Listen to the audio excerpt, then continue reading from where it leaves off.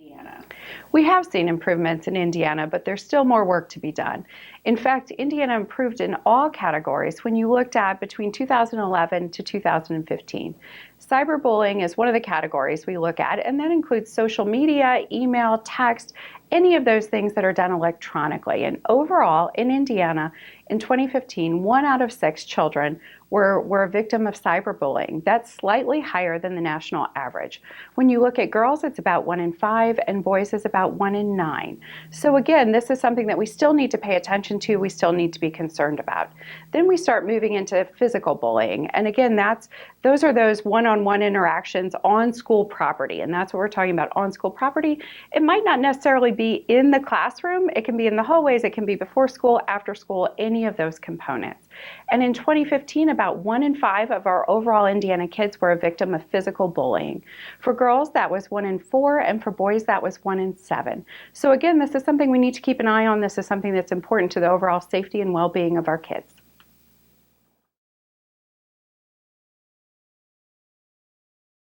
As far as bullying, the impact is really a shift in how we as adults think.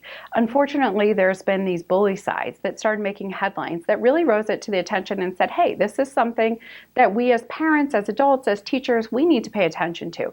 It is in no way kids just being kids. It's something that can really have those detrimental impacts on the well-being and health and safety of our kids. So we've seen some changes in schools. There's tracking software. They use keywords. They're hiring bullying prevention staff. They're training their counselors and their teachers. Again, we as parents need to be more aware, and there's also a change in our kids themselves. Those trainings, they're starting to be able to identify. They feel empowered to step up and let somebody know what's going on in their lives. So again, we're seeing improvements in the education and the response rates to bullying overall. Again, this is something that we as adults need to be really tuned into, because the kids themselves aren't first to admit it. They are often embarrassed. They think they can handle it. They're afraid of backlash from their friends. So we really need to pay attention and look at, for a child who's being bullied, there are a few signs. Of course, they're all individual and it can vary from time to time, but overall, you look for those unexplained injuries, illnesses, those kids that are having changes in eating behaviors, where there maybe was an energetic, outgoing kid, now they're a little more sullen, they're a little more withdrawn, those kinds of things that lower self-esteem. So again, when you're talking about, you take it up a notch when you talk about cyberbullying. Maybe they're upset when they're using their phone or their computer or social media. Maybe they stop using those devices suddenly. They used to use them all the time and now they put them down and they don't want to talk about it. That could also be a sign. The other side of the coin is, what if your child is actually the bully? And that's one of the things that we again need to pay attention to and understand that this happens. So as a parent, you want to look out for that increase in aggressive behavior, the unexplained items they may have. Maybe they're coercing things away from other people. Maybe they're blaming others for problems that they have in school, or they're getting into detention more often. Again, cyberbullying, maybe when you walk into the room, they switch those screens really quickly.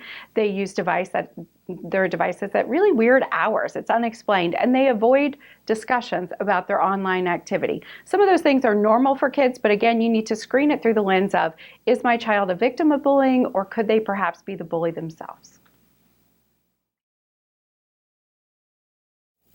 First and foremost, when you're talking about your child being a victim of bullying, make sure your child feels safe. Because obviously if there's immediate threats, then physical threats, you need to go immediately to the police.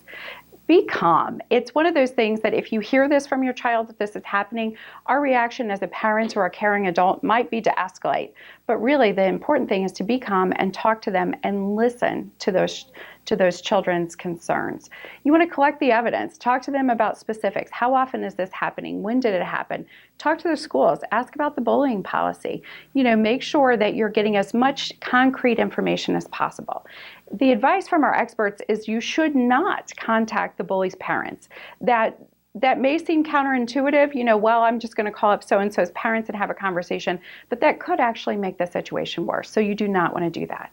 For the parents of bullies, first and foremost, you have to acknowledge that there's a problem, and that can be really hard because we don't want to believe that our child could fall into some of those patterns. But again, stay calm, talk about what's happening, talk about why it's happening, and keep talking.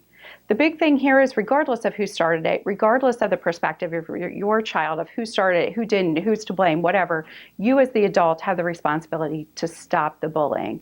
Bullies are children that have sometimes a lot of underlying issues. So keep in mind that they're kids too.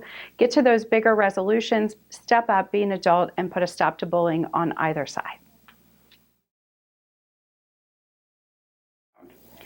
We need to constantly be vigilant. We need to look at and assess how can we improve our school responses? How can we collectively take action more quickly? Some schools have set up great bullying hotlines or anonymous emails so students can report. Parents, again, we can have those conversations with our kids, teach empathy, talk to them about what happens to the child who's the victim. So if they see it, they know to report it. Teach kindness. That seems like a basic understanding, but in this day and age, that can go a long way towards helping both the bullying and the victims. Adults, as all adults, we need to reinforce the behavior by setting the examples ourselves. Again, this is a community response. We need to teach appropriate reactions to interactions that are not positive. We need to model the behavior we want from our kids, and hopefully that it will have a ripple effect.